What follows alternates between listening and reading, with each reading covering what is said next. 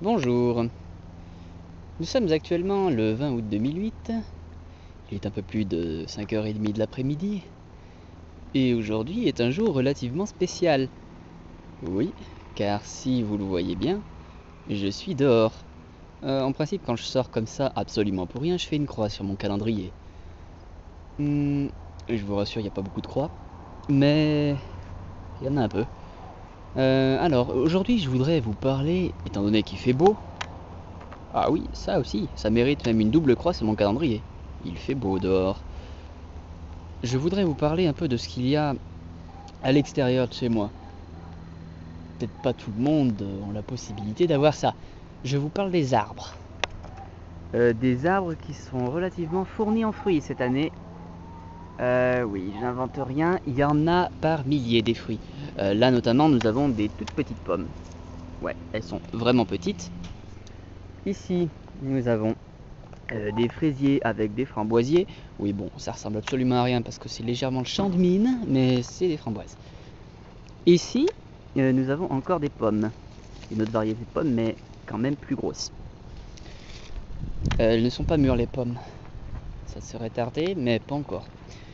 Ici, nous avons des coings. Un cognacier, sans coin, mais c'en est un.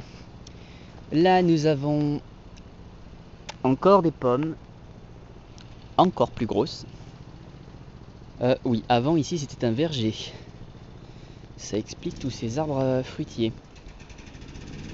Oh, oui, là nous avons un voisin qui essaye de tondre sa pelouse. Ici, nous avons un puits. Oui, je vais éviter d'y tomber l'appareil dedans, ce serait pas mal. Un puits.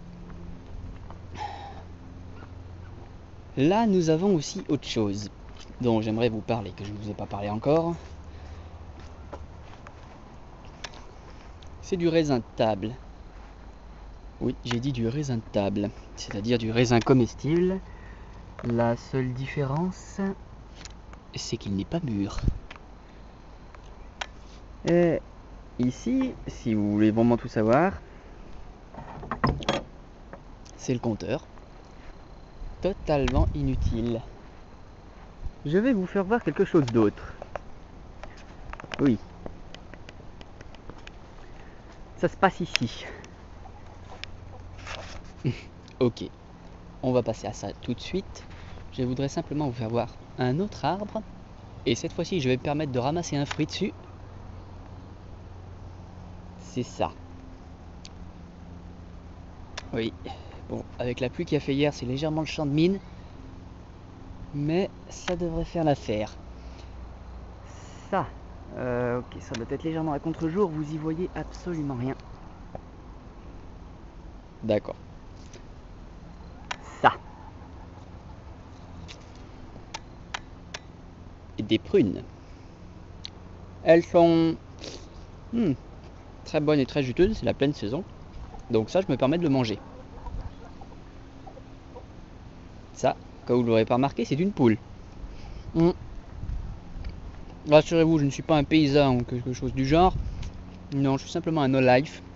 La seule différence entre moi et le vrai no-life, c'est que moi je sors. Entrons dans le repère des poules. Donc nous en avons deux. Sans nom et sans nom. Oui, elles n'ont pas de nom. Je vais me permettre de faire une petite vérification. Non. Aujourd'hui, les poules ont décidé de faire grève, il n'y a pas d'œufs. Si je vous emmerde, vous le dites. Donc, j'ai ramassé les œufs à 7h du matin, il y en avait un. Il y a deux poules. 1 sur 2. C'est toujours mieux que rien. Donc, ces poules ne sont pas à moi. Je les garde simplement. Je me contente simplement de ramasser les œufs et de m'en occuper. C'est déjà pas mal. Bon, j'ai l'air de les faire chier, donc je vais me casser. Là. Qu'est-ce que nous avons aussi? Une dernière chose, avant de vous quitter, c'est ça. ça. D'accord. Très très mauvais exemple. On n'y voit absolument rien. Non, à la base, ça c'est une source, enfin un puits.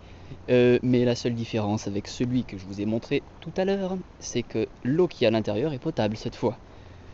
On la paye pas, il n'y en a pas beaucoup, mais c'est un des privilèges qu'on se permet d'avoir à la campagne, hein. Voilà, vous avez fait à peu près le tour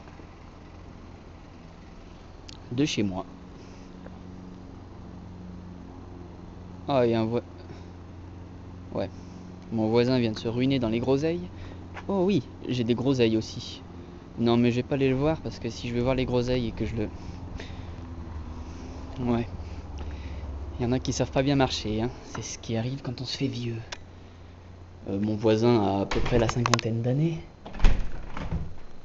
Et ce serait mal placé de ma part d'aller se foutre de sa gueule.